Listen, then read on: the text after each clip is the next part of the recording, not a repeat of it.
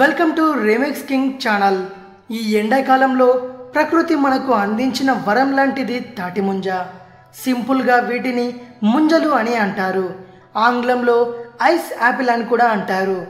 వేసవి సెలవులకి పల్లెటూళ్ళకి వెళ్ళాలి కానీ ఇవి మనం వద్దు అన్న దొరికేంతగా అందుబాటులో ఉంటాయి। సిటీలో కూడా అక్కడక్కడ అమ్ముతూ ఉంటారు। రేటు కూడా పెద్దగా ఉండదు। కానీ సిటీల్లో జనాలే ఇవి తినడానికి కొద్దిగా ఆలోచిస్తారు। అందుకు కారణం దీని బ్యాక్గ్రౌండ్। ఇది పెరిగే చెట్టు కానీ ఇది పూర్తిగా ఆరోగ్యకరమైన ఆహార పదార్థం। దీని లాభాలు తెలిస్తే తినకుండా ఉండలేరు। ముఖ్యంగా వేసవిలో ఇది మీ డైట్లో ఖచ్చితంగా ఉండాలి। ఎందుకో ఇప్పుడు తెలుసుకుందాం।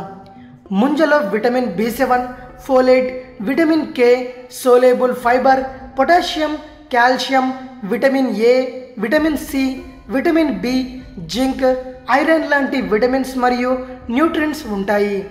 ముంజలో వాటర్ కంటెంట్ చాలా ఎక్కువగా ఉంటుంది। ఎలాగైతే మీరు పుచ్చకాయ తినగానే హైడ్రేట్ అవుతారో అలాగే ముంజలు తినగానే హైడ్రేట్ అవుతారు। దాహం వేసినప్పుడు దీన్ని తీసుకోవాలి। ఎలాగైతే ఏంటి, మనకి కావాల్సింది వాటర్ కదా। ముఖ్యంగా చాలా వరకు పల్లెటూరులో పుచ్చకాయ సరిగా అందుబాటులో ఉండదు కానీ ముంజలు మాత్రం బాగా దొరుకుతాయి। అలాంటప్పుడు ముంజ పుచ్చకాయలా పనిచేస్తుంది। సమ్మర్లో ఈజీగా అలసిపోతాడు మనిషి, ఎందుకంటే ఎండ మనలో ఉన్న శక్తినంతా పీల్చేసుకుంటుంది। చెమట బాగా రావడంతో మనిషికి అలసటగా ఉంటుంది। అలాంటప్పుడు తక్షణ శక్తి కోసం ముంజలు తినవచ్చు। ఎండలో తలనొప్పి కామన్। ఆ తలనొప్పి వలన ఒక్కోసారి వాంతులు అవుతుంటాయి।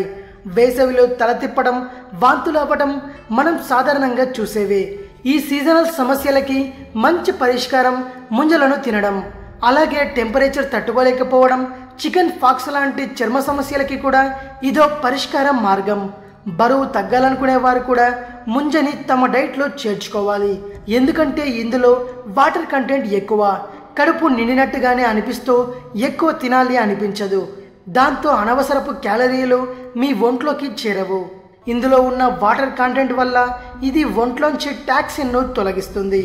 అంటే ఇది లివర్ ఆరోగ్యానికి చాలా మంచిది అన్నమాట।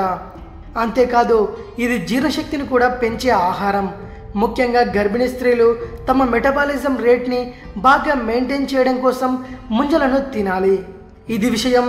మరిన్ని ఇంట్రెస్టింగ్ వీడియోస్ కోసం రీమిక్స్ కింగ్ ఛానల్ని సబ్స్క్రైబ్ చేయండి। ఈ వీడియో కనుక నచ్చినట్టయితే లైక్ చేయండి, షేర్ చేయండి। మరో వీడియోతో మీ ముందుకు వస్తాను। అంతవరకు సెలవు।